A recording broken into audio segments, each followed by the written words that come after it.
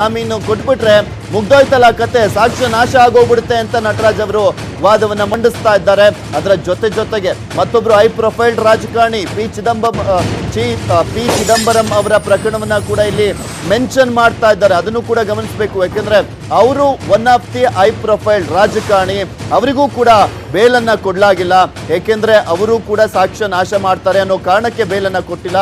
So ಹೀಗಾಗಿ DK Shivakumar ಅವರನ್ನು ಕೂಡ ನೀವು ಅದೇ ರೀತಿಯಾಗಿ ಪರಿಗಣಿಸಬೇಕು ಅಂತ ವಾದವನ್ನ ಮಾಡ್ತಾ ಇದ್ದಾರೆ. DKC ತನಿಖೆಯಲ್ಲಿ ಮೂಗು ತೂರಿಸಲಿದ್ದಾರೆ ಅಂತ ನಟರಾಜ್ ಅವರು ವಾದವನ್ನ ಮಂಡಿಸ್ತಾ ಇದ್ದಾರೆ. ಜಾಮೀನು ನೀಡಿದ್ರೆ ಸಾಕ್ಷ್ಯಗಳ ಮೇಲೆ ಪ್ರಭಾವ ಬೀರುತ್ತೆ. DKC ತನಿಖೆಯಲ್ಲಿ ಮತ್ತೆ ಮೂಗು ತೋರಿಸ್ತಾರೆ, ಸಾಕ್ಷ್ಯಗಳನ್ನ ನಾಶ ಮಾಡಿಬಿಡ್ತಾರೆ, ಸಾಕ್ಷ್ಯಗಳ ಮೇಲೆ ಪ್ರಭಾವವನ್ನ ಬೀರ್ಬಿಡ್ತಾರೆ.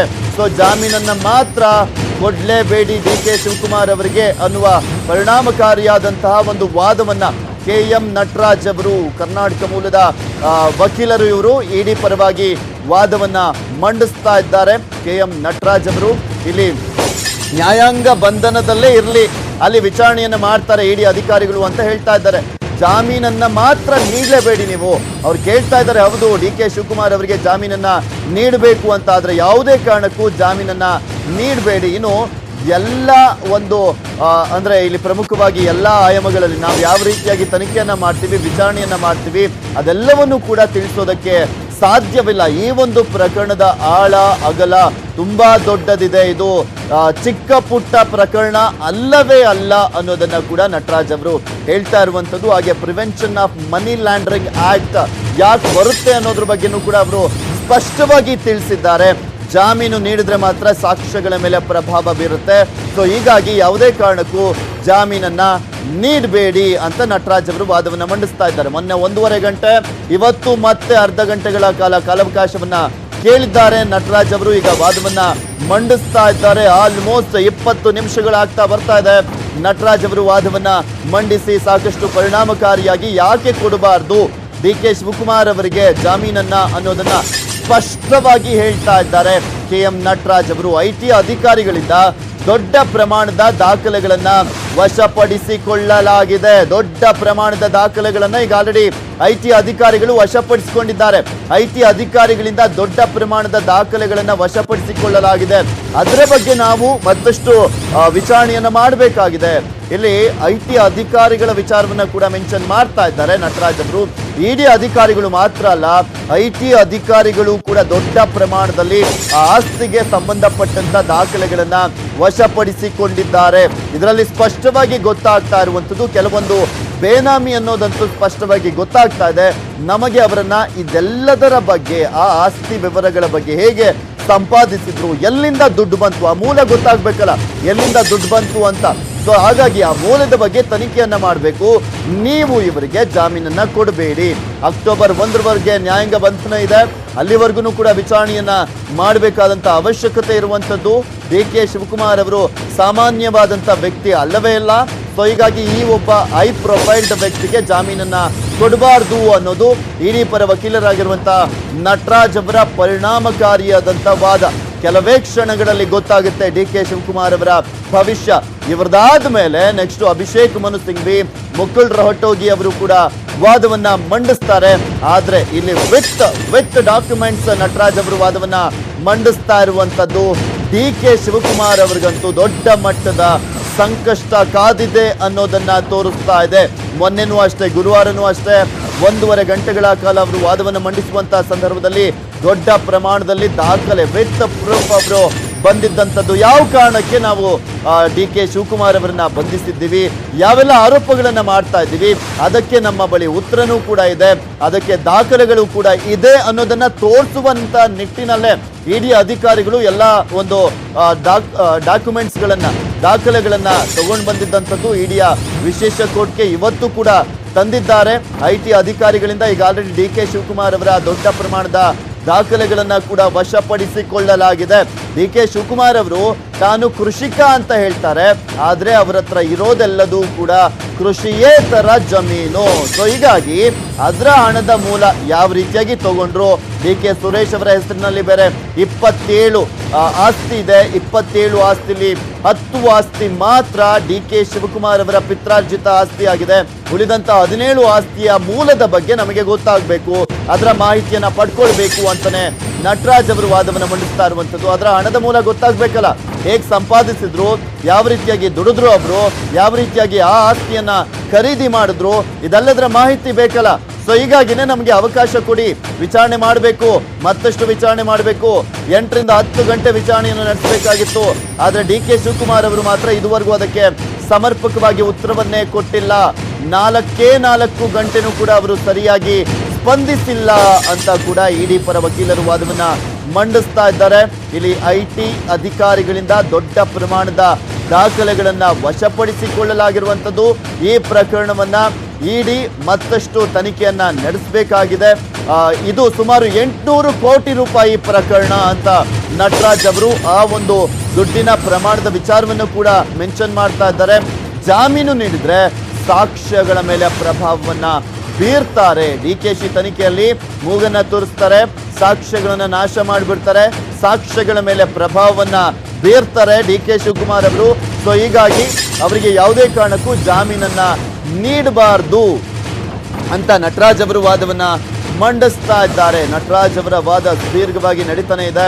20 ನಿಮಿಷ ಆಯ್ತು ವಾದವನ್ನ ಮಂಡಿಸ್ತಾನೆ ಇದ್ದಾರೆ. ಅರ್ಧ ಗಂಟೆಗಳ ಕಾಲ ಅವರು ಕಾಲಾವಕಾಶವನ್ನ ಕೇಳಿರುವಂತದ್ದು. ಇದು ಸುಮಾರು 800 ಕೋಟಿಯ ಪ್ರಕರಣ ಅಂತ ಕೂಡ ಅವರು ಮೆನ್ಷನ್ ಮಾಡಿ ಹೇಳ್ತಾ ಇದ್ದಾರೆ. ಇನ್ನೂ ಒಂದ್ ಕಡೆ ನೀವು ಗಮನಿಸಬಹುದು, ಡಿ ಕೆ ಶಿವಕುಮಾರ್ ಅವರು 2018ರಲ್ಲಿ ಘೋಷಣೆ ಮಾಡಿಕೊಂಡಿದ್ದಂತಹ ಒಂದು ಆಸ್ತಿಯ ಪ್ರಮಾಣ ಅಂದ್ರೆ 840 ಕೋಟಿ. 840 ಕೋಟಿ ಅವರು ಆಸ್ತಿಯನ್ನ ಘೋಷಣೆ ಮಾಡಿಕೊಂಡಿದ್ದು. 2013ರಲ್ಲಿ 250 ಕೋಟಿ ಇದ್ದಿದ್ದು 840 ಕೋಟಿ ಆಗಿರುತ್ತೆ. ಅದು ಹೇಗೆ ಸಾಧ್ಯ ಆಯ್ತು ಅನ್ನೋದರ ಬಗ್ಗೆನೂ ಕೂಡ ಅವರು ಕೂಲಂಕುಷವಾಗಿ ಮಾಹಿತಿಯನ್ನ ಕಲೆ ಹಾಕಬೇಕು. ನಮ್ಮ ಹತ್ರ ಸ್ಪಷ್ಟವಾದಂತ ಪ್ರಬಲವಾದಂತ ದಾಖಲೆಗಳು ಇದೆ ಅಂತ ನಟರಾಜ್ ಅವರು ಹೇಳ್ತಾ ಇದ್ದಾರೆ. ವಾದವನ್ನ ಮಂಡಿಸುವಂತ ಸಂದರ್ಭದಲ್ಲಿ ಕ್ಷಣಕ್ಕೂ ಕೂಡ ಕೋರ್ಟ್ ಹಾಲ್ನೊಳಗೆ ಯಾವ ರೀತಿಯಾಗಿ ನಟರಾಜ್ ಅವರು ವಾದವನ್ನ ಮಂಡಿಸ್ತಾ ಇದ್ದಾರೆ, ಯಾವ ಒಂದು ಪಾಯಿಂಟ್ಸ್ ಗಳನ್ನ ಹಾಕ್ತಾ ಇದ್ದಾರೆ, ಅದನ್ನ ನಮ್ಮ ಸ್ಕ್ರೀನ್ ಮುಂದೆ ನೀವು ನೋಡ್ತಾ ಇರ್ಬೋದು, ಗಮನಿಸ್ತಾ ಇದ್ದೀರಾ. ಈ ಎಲ್ಲಾ ಪಾಯಿಂಟ್ಸ್ ಗಳು ಅಲ್ಲಿ ನಟರಾಜ್ ಅವರು ಹಾಕ್ತಾ ಇರುವಂತದ್ದು. ಡಿ ಕೆ ಶಿವಕುಮಾರ್ ಪ್ರಭಾವಿ ವ್ಯಕ್ತಿ ಆಗಿದ್ದಾರೆ, ಸಾಮಾನ್ಯರಲ್ಲ. ಅವರು ಜಾಮೀನು ನೀಡದಿರುವುದಕ್ಕೂ ಸಮರ್ಥನೆ ಇದೆ ಅಂತ ಇಲ್ಲಿ ನಟರಾಜ್ ಅವರು ವಾದವನ್ನ ಮಂಡಿಸ್ತಾ ಇದ್ದಾರೆ. ಕೋರ್ಟ್ನಲ್ಲಿ ಇಡಿ ವಕೀಲರ ವಾದ ಇದು. ಈ ರೀತಿಯಾಗಿ ವಾದವನ್ನ ಮಂಡಿಸ್ತಾ ಇದ್ದಾರೆ ಇಡಿ ಪರ ವಕೀಲರಾಗಿರುವಂತ ನಟರಾಜ್ ಅವರು. ಡಿ ಕೆ ಶಿವಕುಮಾರ್ ಪ್ರಭಾವಿ ವ್ಯಕ್ತಿಯಾಗಿದ್ದಾರೆ, ಯಾವುದೇ ಕಾರಣಕ್ಕೂ ಅವರಿಗೆ ನೀವು ಅವಕಾಶವನ್ನ ನೀಡಬಾರ್ದು. ಜಾಮೀನನ್ನ ಕೊಟ್ಟು ಜಾಮೀನು ನೀಡದಿರುವುದಕ್ಕೂ ಕೂಡ ನಮ್ಮ ಹತ್ರ ದಾಖಲೆ ಇದೆ, ಯಾವ ಕಾರಣಕ್ಕೆ ಕೊಡಬೇಡಿ ನೀವು ಅಂತ ಕೋರ್ಟ್ನಲ್ಲಿ ಇಡಿ ಪರ ವಕೀಲರು ನಟರಾಜ್ ಅವರು ವಾದವನ್ನ ಮಂಡಿಸ್ತಾ ಇರುವಂತದ್ದು. ಡಿ ಕೆ ಶಿವಕುಮಾರ್ ಪ್ರಭಾವಿ ವ್ಯಕ್ತಿಯಾಗಿದ್ದಾರೆ. ಕೋರ್ಟ್ನಲ್ಲಿ ಇಡಿ ವಕೀಲರ ವಾದ ಮಂಡನೆ ನಡೀತಾ ಇದೆ. ಜಾಮೀನು ನೀಡದಿರುವುದಕ್ಕೂ ಕೂಡ ಸಮರ್ಥನೆ ಇದೆ ಅಂತ ನಟರಾಜ್ ಅವರು ವಾದವನ್ನ ಮಂಡಿಸ್ತಾ ಇದ್ದಾರೆ. ಕೋರ್ಟ್ನಲ್ಲಿ ಇಡಿ ವಕೀಲರ ವಾದ ಮಂಡನೆ ಈ ರೀತಿಯಾಗಿ ಪರಿಣಾಮಕಾರಿಯಾಗಿ ನಟರಾಜ್ ಅವರು ಮಂಡಿಸ್ತಾ ಇರೋದು. ಜಾಮೀನನ್ನ ಮಾತ್ರ ನೀಡಲೇಬೇಡಿ ಡಿ ಕೆ ಶಿವಕುಮಾರ್ ಅವರಿಗೆ, ಪ್ರಭಾವಿ ವ್ಯಕ್ತಿ, ಹೈ ಪ್ರೊಫೈಲ್ಡ್ ರಾಜಕಾರಣಿ ಇವರು. ಸೊ ಹೀಗಾಗಿ ಇವರಿಗೆ ಯಾವುದೇ ಕಾರಣಕ್ಕೂ ಜಾಮೀನನ್ನು ನೀಡಬೇಡಿ. 800 ಕೋಟಿ ರೂಪಾಯಿಯ ಪ್ರಕರಣ ಇದು. ಅದರ ಮೂಲ ನಮಗೆ ಗೊತ್ತಾಗಬೇಕು, ಆಳ ಅಗಲ ದೊಡ್ಡದಿದೆ ಈ ಒಂದು ಪ್ರಕರಣದ್ದು. ಸೊ ಇವರು ತುಂಬಾ ಪ್ರಭಾವಿ ಆಗಿರುವಂತ ಹಿನ್ನೆಲೆಯಲ್ಲಿ ನೀವು ಜಾಮೀನು ಕೊಟ್ಬಿಟ್ರೆ ಏನ್ ಕತೆ, ಮತ್ತೆ ಸಾಕ್ಷ್ಯಗಳ ಮೇಲೆ ಪ್ರಭಾವವನ್ನ ಬೀರೋದಿಲ್ವಾ ಡಿ ಕೆ ಶಿವಕುಮಾರ್ ಅವರು? ಸೊ ಹೀಗಾಗಿನೇ ನಾವು ಹೇಳ್ತಾ ಇರೋದು, ಪಿ ಚಿದಂಬರಂ ಅವ್ರಿಗೂ ಕೂಡ ಜಾಮೀನನ್ನು ನೀಡಿಲ್ಲ. ಯಾಕೆಂದ್ರೆ ಅವರು ಹೈ ಪ್ರೊಫೈಲ್ಡ್ ವ್ಯಕ್ತಿ ಆಗಿದ್ದಾರೆ. ಅವ್ರದ್ದು INX ಪ್ರಕರಣ, ಅವರು ಸಾಕ್ಷ್ಯಗಳ ಮೇಲೆ ಪ್ರಭಾವವನ್ನ ಬೀರ್ತಾರೆ ಅಂತಾನೆ ಅವರನ್ನು ನಾವು ಅಂದ್ರೆ ನ್ಯಾಯಾಂಗ ಬಂಧನದಲ್ಲಿ ಇರ್ತಿರುವಂತದ್ದು. ಸೊ ಹೀಗಾಗಿ ಡಿ ಕೆ ಶಿವಕುಮಾರ್ ಅವರಿಗೂ ಕೂಡ ಯಾವುದೇ ಕಾರಣಕ್ಕೂ ಜಾಮೀನನ್ನ ನೀಡಬೇಡಿ. ಅವರಿಗೆ ಜಾಮೀನನ್ನ ನೀಡದಿರೋದಕ್ಕೂ ಕೂಡ ನಮ್ಮ ಹತ್ರ ಸಮರ್ಥನೆ ಇದೆ.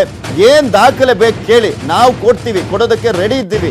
ಎಲ್ಲಾ ದಾಖಲೆಗಳನ್ನ ಕೂಡ ತಂದಿದ್ದೀವಿ, ವಿತ್ ಪ್ರೂಫ್ ನಮ್ಮ ಹತ್ರ ಇದೆ. ಡಿ ಕೆ ಶಿವಕುಮಾರ್ ಅವರಿಗೆ ಯಾವ ಕಾರಣಕ್ಕೆ ಕೊಡಬಾರ್ದು ಅನ್ನೋದನ್ನ ನಟರಾಜ್ ಅವರು ವಾದವನ್ನ ಮಂಡಿಸ್ತಾ ಇರುವಂತದ್ದು. ಈ ಪ್ರಕರಣವನ್ನ ಇಡಿ ತಾರ್ಕಿಕ ಅಂತ್ಯಕ್ಕೆ ಕೊಂಡೊಯ್ಯ ಬಯಸಿದೆ. ಈ ಪ್ರಕರಣವನ್ನ ಇಡಿ ಅಧಿಕಾರಿಗಳು ತಾರ್ಕಿಕ ಅಂತ್ಯಕ್ಕೆ ಕೊಂಡೊಯ್ತಾರೆ. ಸೊ ಹೀಗಾಗಿ ನೀವು ಅವಕಾಶ ಮಾಡಿಕೊಡ್ಬೇಕು.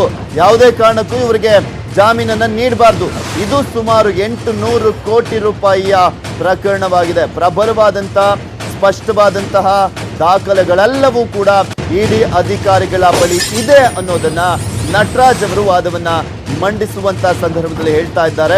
ಇಲ್ಲಿ 317 ಖಾತೆ, ಅದರ ಬಗ್ಗೆನೂ ಕೂಡ ನಾವೇನು ಆರೋಪ ಮಾಡಿದ್ವಿ, 20 ಜನರ ಹೆಸರಲ್ಲಿ 317 ಖಾತೆ ಇದೆ, ಅದರ ಡಾಕ್ಯುಮೆಂಟ್ಸ್ ಕೂಡ ಇದೆ ಅಂತ ಮೊನ್ನೆ ಅಷ್ಟೇ ಗುರುವಾರ ವಾದವನ್ನ ಮಂಡಿಸುವಂತಹ ಸಂದರ್ಭದಲ್ಲಿ ನಟರಾಜ್ ಅವರು ಹೇಳಿದ್ರು. ಹಾಗೆ ಆ ಒಂದು ಭೂಮಿಯ ವಿಚಾರಕ್ಕೆ ಸಂಬಂಧಪಟ್ಟಂತೆ, ಜಮೀನಿನ ವಿಚಾರಕ್ಕೆ ಸಂಬಂಧಪಟ್ಟಂತೆ ಕೂಡ ಮಾತನಾಡಿದ್ರು. ವಾದವನ್ನ ಮಂಡಿಸುವಂತ ಸಂದರ್ಭದಲ್ಲಿ DK ಶಿವಕುಮಾರ್ ಅವರು ಬೆಳೀತಾ ಇರೋದು ಭತ್ತ ಕಣ್ರಿ, ಬಂಗಾರ ಅಲ್ಲ, ಅಲ್ಲಿ ಅಷ್ಟೊಂದು ಕೋಟಿ ಕೋಟಿ ಅವರು ಸಂಪಾದಿಸೋದಕ್ಕೆ ಅಂತ ಕೂಡ ಮಾತನಾಡಿದ್ರು. ಅಂದ್ರೆ ವಾದವನ್ನ ಮಂಡಿಸಿದ್ರು.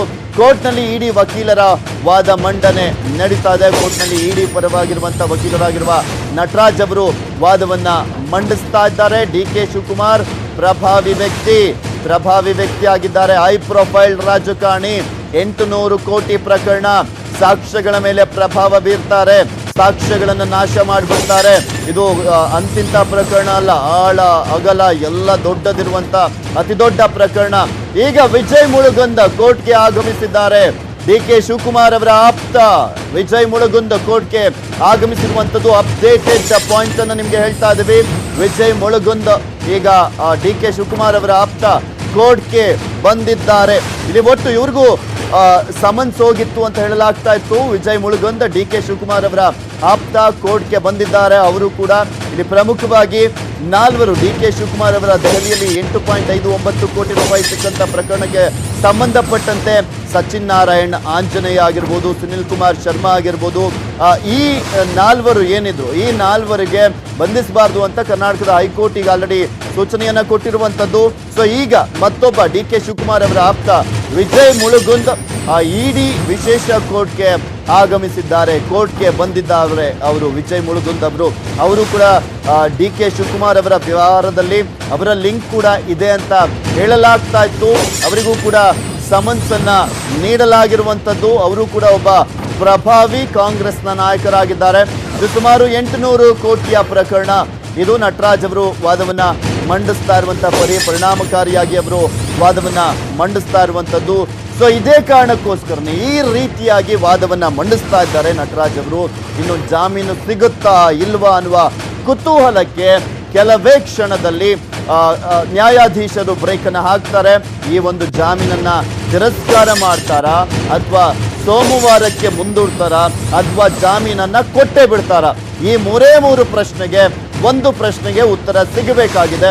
ಅದಕ್ಕೆ ಉತ್ತರ ಅಂತೂ ಸಿಕ್ಕೇ ಸಿಗುತ್ತೆ ಇವತ್ತು. 3 ಪ್ರಶ್ನೆ, ಅದು ಜಾಮೀನು ಸಿಗುತ್ತಾ ಅಥವಾ ಜಾಮೀನನ್ನ ಮುಂದೂಡಲಾಗುತ್ತಾ ಈ ಒಂದು ವಿಚಾರಣೆಯನ್ನ, ಅಥವಾ ಈ ಜಾಮೀನನ್ನ ತಿರಸ್ಕಾರ ಮಾಡಲಾಗುತ್ತಾ ಅನ್ನೋದು ಸ್ಪಷ್ಟವಾಗಿ ಗೊತ್ತಾಗುತ್ತೆ. ಯಾಕೆಂದ್ರೆ ನಟರಾಜ್ ಅವರು ಪರಿಣಾಮಕಾರಿಯಾಗಿ ತಮ್ಮ ವಾದವನ್ನ ಮಂಡಿಸ್ತಾ ಇರುವಂತದ್ದು. ಅರ್ಧ ಗಂಟೆಗಳ ಕಾಲಾವಕಾಶವನ್ನ ಕೇಳಿದ್ರು. ನಾವು ವಾದವನ್ನ ಮಂಡಿಸಬೇಕು, ಮತ್ತಷ್ಟು ದಾಖಲೆಗಳ ಜೊತೆಗೆ ಯಾವ ಕಾರಣಕ್ಕೆ ಜಾಮೀನನ್ನ ಕೊಡಬಾರ್ದು ಅನ್ನುವ ಕಾರಣಕ್ಕೆ ವಾದವನ್ನ ಮಂಡಿಸಬೇಕಾಗಿದೆ, ಅವಕಾಶ ಕೊಡಿ ಅಂತ ಹೇಳಿದ್ರು. ನ್ಯಾಯಾಧೀಶರು ಅವರಿಗೆ ಅವಕಾಶವನ್ನ ಕೊಟ್ಟಿದ್ರು. ಯಾಕೆಂದ್ರೆ ಮೊನ್ನೆ ಕೂಡ 1.5 ಗಂಟೆಗಳ ಕಾಲ ಅವರು ವಾದವನ್ನ ಮಂಡಿಸಿದ್ರು.